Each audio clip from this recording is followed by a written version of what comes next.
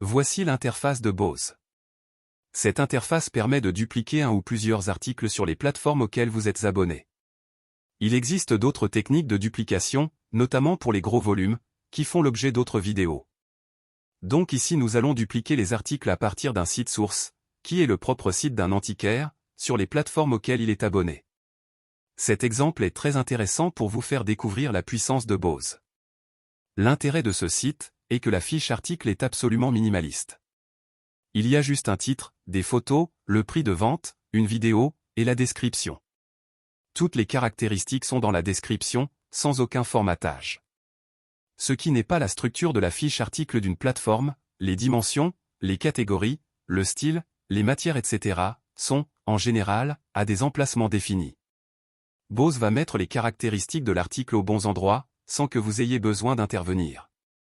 Mieux encore, nous avons choisi ce site, car l'organisation des articles est effectuée par artiste-créateur de l'objet, alors que sur la plateforme la catégorie principale sera par exemple objet d'art, avec une sous-catégorie comme vase. Vous n'avez en aucun cas à vous soucier d'une correspondance ou d'un mapping. Bose va mettre cet article dans les bonnes catégories de la plateforme, même s'il y a plusieurs niveaux, et nous allons vous le montrer. Je copie l'URL de l'article à dupliquer, CTRL-C, je vais sur Bose et je colle cette URL dans la ligne du haut, CTRL-V. En bout de ligne je clique sur la flèche pour valider la saisie. L'URL passe dans le cadre du bas. Bose affiche l'image de l'article ainsi que son titre pour vérification. Dans le cadre de droite vos plateformes sont affichées. Toutes cochées ou décochées selon votre souhait. Vous pouvez lancer la duplication pour plusieurs articles à la fois. Choisissons un deuxième article sur le fichier source. Je copie l'URL de l'article, CTRL-C, que je colle sur Bose, CTRL-V. Je valide. Vous voyez maintenant que vous avez deux articles dans le cadre de gauche. Une bille noire sélectionne l'article de votre choix. Sur l'article sélectionné vous pouvez supprimer des plateformes. C'est terminé, vous pouvez lancer la duplication.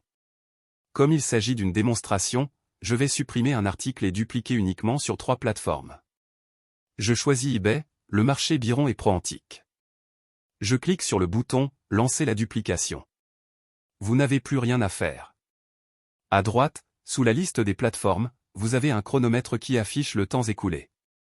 Devant le nom de chaque plateforme vous avez un pictogramme qui tourne pendant qu'il travaille.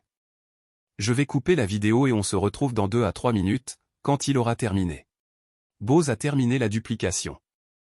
Vous voyez à droite le chronomètre, il a mis 2 minutes et 40 secondes pour mettre à jour les 3 plateformes. Ce qui fait 1 minute par article et plateforme. À droite du nom de la plateforme, vous voyez une coche verte qui indique que l'article a bien été dupliqué. Nous allons maintenant contrôler le travail de Bose. Nous allons aller sur la fiche de eBay dupliquée par Bose. Pour cela juste à côté de la coche verte d'eBay, vous avez une petite flèche. C'est un lien sur la fiche de eBay que Bose vient de dupliquer. Cliquez dessus. Vous êtes sur eBay et vous voyez que nous avons bien le titre, les photos, le prix. Descendons sur la catégorie, eBay affiche les 4 catégories et sous-catégories que Bose a créées sans aucune intervention de l'antiquaire. Uniquement en utilisant l'intelligence artificielle qui a analysé la description, ainsi que la photo de l'article. Revenons à Bose. Nous allons maintenant vérifier les puces de Paris. Vous cliquez dans le cadre des plateformes au regard des puces de Paris, sur la flèche qui va vous diriger sur l'article dupliqué par Bose. Vous voyez que l'on a bien le titre, le prix, les photos avec le zoom.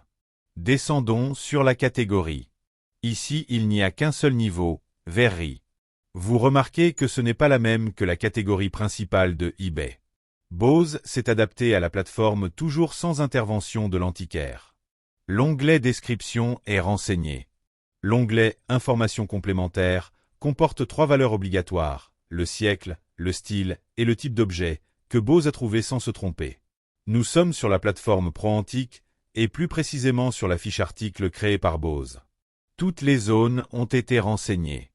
Le titre, les photos, le prix, ainsi que les différents critères tels que artiste, époque, état, matière, que Bose a trouvé dans la description ou déduit de la photo comme le style. Notez aussi que Bose a bien mis la hauteur de l'article dans la bonne dimension. Enfin, la description est bien reproduite, dans les différentes langues supportées par les plateformes, mais vous remarquerez, dans le fil d'Ariane, que tous les niveaux de sous-catégories de la plateforme sont optimisés. Bose vous remercie et vous attend pour une démonstration personnalisée en vidéoconférence.